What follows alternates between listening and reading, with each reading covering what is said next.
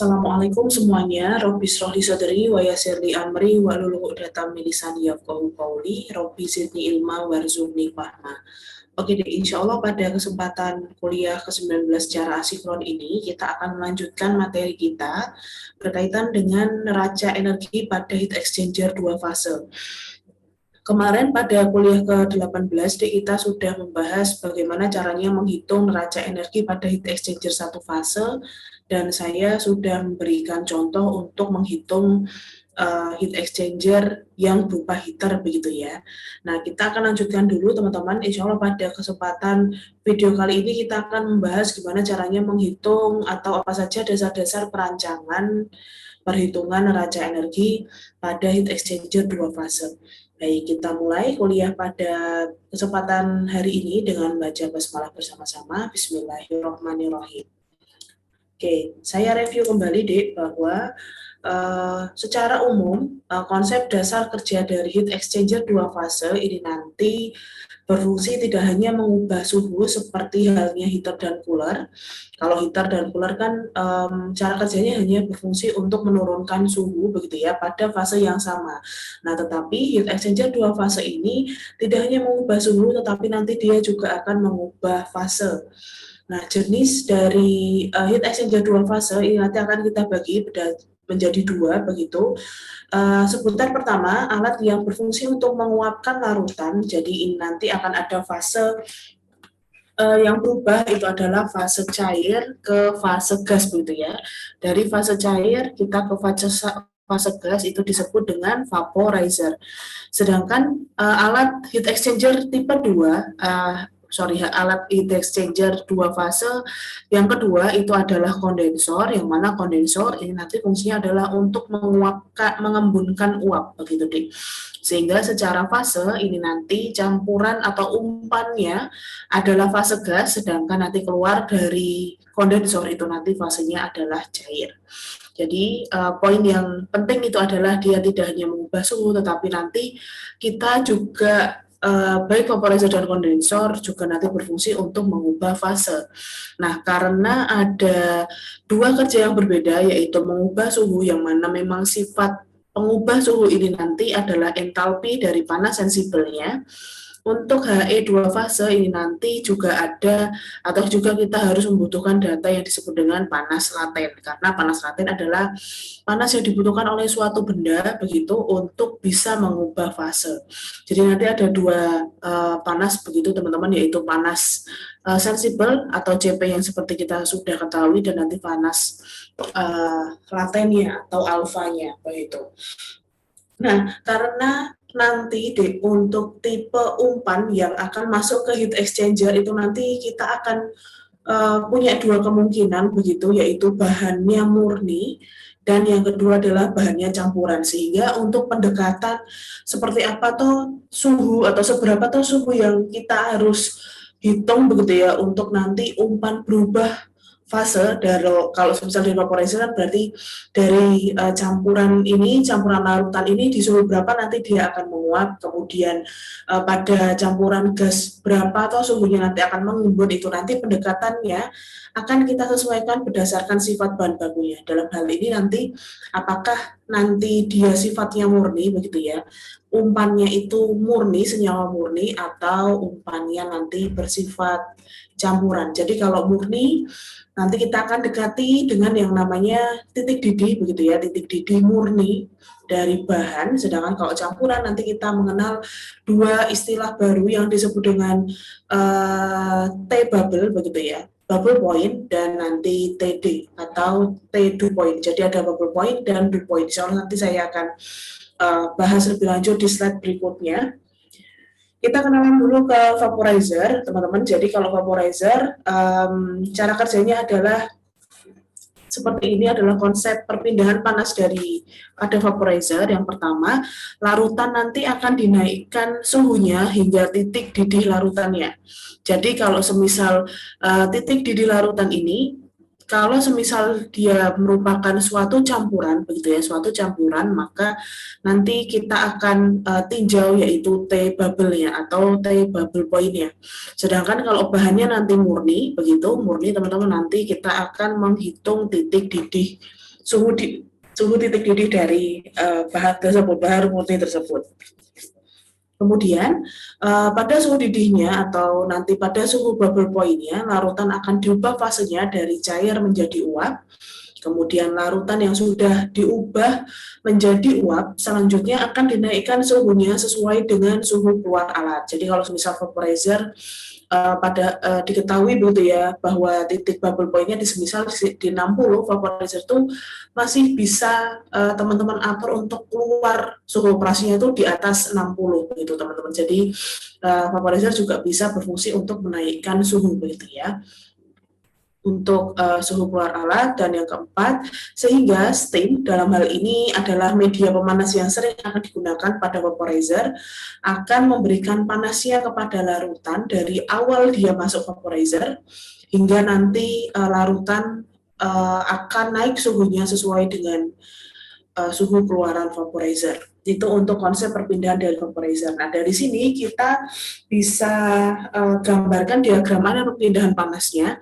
Kalau vaporizer berarti kita seperti ini, teman-teman, dari titik 1, 2, 3, 4. Gitu ya. Jadi kalau semisal kita punya suatu umpan, begitu, umpan F, begitu F dengan semisal 100 kg per jam, dia ternyata 100%, jadi umpannya umpan murni begitu ya, umpan murni, keluar nanti juga F 100 kg per jam, ini nanti juga 100%. T-nya di sini semisal 30 derajat Celcius. T di sini adalah 120 derajat Celcius. Misal seperti itu, kita ketahui bahwa titik didih murni dari A adalah 80 derajat Celcius. Maka skema perpindahan panasnya ini nanti akan kita tinjau berdasarkan grafik ini. Jadi T1 itu adalah T umpan masuk dari vaporizer, itu adalah sebesar 30 derajat Celcius. Kemudian T2 di sini adalah titik didih murni dari A, yaitu 80 derajat Celcius. Sedangkan di sini T3 adalah juga titik didih murni dari A, yaitu 80 derajat Celcius. Sedangkan di sini T4 ini adalah T-out begitu ya, T-out teman-teman, T-out untuk A begitu sih ya. Di sini adalah 120 derajat Celcius. Nah, di sini seperti yang kita ketahui tadi bahwa kita akan membutuhkan data CP dan data lambda atau panas latennya. Nah, fase ini pada saat teman-teman menghitung Q di sini, Q1, kemudian Q2 di sini, maka teman-teman akan dekati pendekatan entalpinya adalah fungsi CP pada fase cair begitu ya. Entalpi untuk titik 1 dan 2 itu nanti pada fase cair. Sedangkan untuk menghitung Q3, begitu, untuk menghitung Q3 nanti teman-teman akan gunakan fase panas latennya, begitu. Kemudian untuk panas latennya, di sini untuk Q1 dan 2, teman-teman pakai entalpi cair, karena posisinya kan awalnya ini masih cair, begitu ya teman-teman. Di sini fasenya masih cair, kemudian kita masukkan laten sehingga dia berubah gas. Kemudian untuk Q di sini, Q4 dan Q5, di situ Q4 dan Q5, Q4 dan Q5 ini nanti teman-teman gunakan untuk pendekatan entalpi 4 dan 5 itu dengan fase sensibel, panas sensibel yang berupa sudah gas begitu. Jadi akan ada 5 Q begitu teman-teman, ada 5 Q yang akan kita hitung berdasarkan perubahan fase yang ada di vaporizer begitu. Q1, Q2 nanti pakai CP fase cair, sedangkan Q4 dan 5 nanti teman-teman pakai CP fase gas. Sedangkan untuk Q3 nanti teman-teman pakai panas laten begitu. Itu untuk vaporizer. Nah, kebalikannya untuk konsep perpindahan panas pada kondensor, intinya dia sama begitu deh, hanya saja fasenya yang awalnya dia uap menjadi cair. Jadi yang pertama, kondensor akan berfungsi untuk menurunkan suhu uap begitu ya, menurunkan suhu uap hingga titik embunnya begitu, titik embun. Nah, kita sebut titik embun di sini nanti juga akan kita bagi berdasarkan 2 contoh dari senyawanya. Jadi kalau murni nanti kita juga dekati dari titik didihnya. Jadi titik didih dan titik embun untuk senyawa murni itu nanti suhunya sama, tetapi berbeda jika semisal nanti senyawanya adalah senyawa yang berupa campuran, begitu deh. Kalau campuran, titik embun itu nanti kita sebut dengan dew point, begitu ya, dew point atau T-dew. Jadi nanti kita cek seberapa murnikah umpannya begitu. Jadi kalau semisal dia campuran fraksi masanya tidak 100%, maka kita sebut dia adalah campuran, sehingga nanti kita akan hitung T-nya bukan titik didihnya begitu ya. Nah, setelah dia tuh setelah titik embun atau titik didihnya, kemudian ada seumbunnya nanti panas pendingin akan menyerap panas kembali sehingga fasenya akan berubah begitu menjadi cair dari gas. Kemudian kondensat atau gas yang sudah mencair tersebut, yang sudah mengembun tersebut akan kembali diturunkan suhunya sesuai dengan suhu keluaran dari kondensor. Nah, sehingga kalau di vaporizer tadi kita pakai steam untuk memberikan panas, sedangkan kalau di kondensor nanti kita pakai coolant, begitu ya. Coolant yang nanti fungsinya adalah untuk menerima panas, begitu ya, menerima panas dari uap umpan masuk kondensor, sehingga nanti coolant itu akan senantiasa menerima panas terus hingga suhu kondensor yang dikeluarkan itu berapa suhunya, begitu deh. Jadi kalau kita berbicara terkait dengan konsep, kita kembalikan, kita balik tadi, bahwa kalau kita punya heater, heat exchanger, begitu, di sini zat A, tadi F1 100 kg per jam, ini A 100%, T-nya di sini 120 derajat Celcius, kemudian kita akan embunkan ke 30 derajat Celcius misal, ini A juga 100%.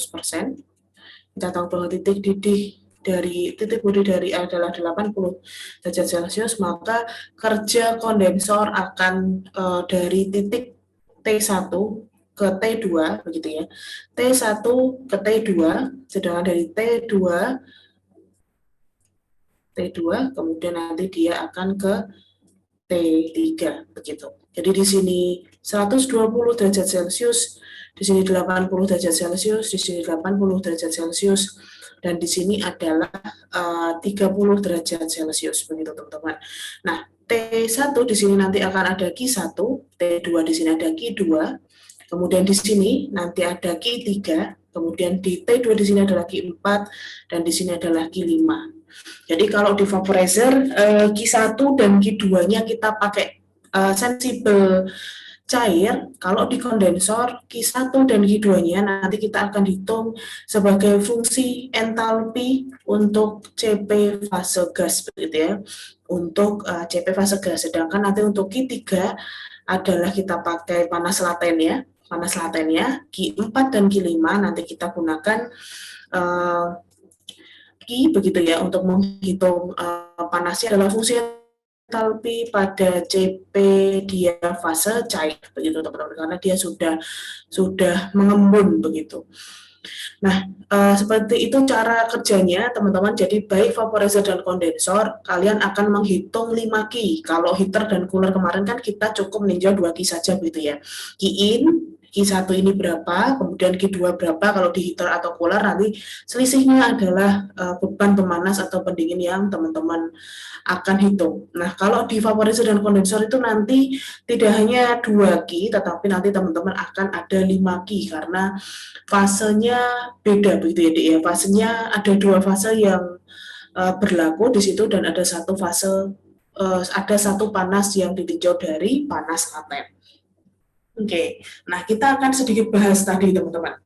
Jadi profil umpan kalian besok begitu ya, pada saat kita menghitung NE untuk heat exchanger begitu, untuk vaporizer dan kondensor nanti akan ada 2 profil begitu deh. Jadi semisal F1 seperti yang ada di contoh untuk bikin diagram fase tadi, semisal 100 kg per jam, ini A adalah 100% begitu. F1 di sini 100 kg per jam. Di sini A-nya 100%. Nah, terus kita tahu bahwa titik didihnya titik didih murni A adalah 80 derajat Celcius. T1 khusus untuk yang di vaporizer tadi, dia dari 30 derajat, T2 di sini 120 derajat Celcius. Nah, profil kemudian yang juga sering begitu ya masuk ke vaporizer ataupun ke kondensor ini sama-sama F1 begitu teman-teman, 100 kg per jam. Tetapi komponennya tidak hanya A begitu deh, ada B juga. Jadi di sini X persen, di sini nanti 100 min X persen. Di sini juga nanti dia akan keluar jumlahnya sama begitu. A X persen, kemudian B-nya adalah 100 min X persen. Nah, di sini kalau semisal kita hitung begitu, semisal kita tahu data yang sama-sama masuk 30 derajat, kemudian keluar 120 derajat Celcius, kita tahu titik didih dari A di sini 80 derajat Celcius, dan kemudian titik didih B itu adalah semisal 90 gitu ya, 90 derajat Celcius, maka untuk menghitung titik didihnya begitu ya, untuk menghitung nanti di vaporizer dan di kondensor, untuk ini adalah umpan murni begitu ya, umpan murni. Maka teman-teman cukup pakai titik didihnya saja begitu ya, titik didih murni dari A begitu ya, titik didih murni dari A. Sedangkan kalau yang di sini ini adalah profil umpan campuran. Teman-teman lihat kok bisa tahu dari campuran itu dari mana? Dari fraksinya aja teman-teman ya. Kita lihat dari fraksinya, fraksi masanya. Fraksi masanya begitu. Jadi kalau semisal dia sudah lebih dari 1, maka kan tidak lagi 100% gitu ya, tidak lagi 100%. Kita akan sebut umpan ini adalah umpan campuran. Nah, kalau bikin umpan campuran, untuk menghitung titik didihnya itu berapa begitu ya, teman-teman tidak bisa melakukan perhitungan titik didih murni campuran begitu, tidak. Tetapi kita butuh pendekatan yang disebut dengan tadi titik dew point dan titik bubble point. Jadi kita masuk ke sini begitu ya. Jadi rumus ini baik nomor 1 dan rumus nomor 2, teman-teman akan gunakan ini jika semisal profil dari umpan masuk heater ataupun umpan masuk kondensor ataupun vaporizer ini berupa campuran, maka teman-teman akan hitung T pada saat panas laten begitu ya. T pada panas laten ini, T2 di sini dan kemudian T2 dan T3 di sini, ini nanti adalah dari T2 dan T bubble-nya. Jadi T2 dan T bubble ini akan membantu begitu ya, akan membantu menghitung kira-kira berapa toh suhu pada saat campuran itu tuh mulai menguap dan pada saat suhu campuran tersebut itu mulai mengembun. Jadi kalau di dew point pengertiannya adalah suhu yang dibutuhkan untuk suatu campuran untuk mengembun pada pertama kalinya begitu, sehingga untuk di dew point nanti kita akan gunakan dew point ini nanti untuk perhitungan dari kondensor begitu ya, untuk kondensor. Sedangkan bubble point itu adalah suhu yang dibutuhkan oleh suatu campuran untuk menguap pada saat pertama kali. Bubble point ini nanti akan kita gunakan pada saat menghitung vaporizer jika semisal nanti umpannya adalah umpan campuran begitu teman-teman. Sedangkan rumus ini adalah untuk kondensor pada saat dia nanti umpannya adalah umpan campuran atau bukan murni. Nah, jadi kalau kita pakai murni, jadi kalau titik didih, jadi titik dew begitu ya, titik dew dan titik bubble untuk titik bubble begitu ya, untuk zat murni, jadi zat murni, maka ini sama dengan titik didih murninya, begitu ya, sama dengan titik didih murninya saja. Jadi kayak yang di sini. Jadi ini nanti walaupun alatnya vaporizer ataupun kondensor, maka T yang akan ada di grafik yang lurus ini adalah titik didih murni, begitu teman-teman. Ini untuk vaporizer zat murni.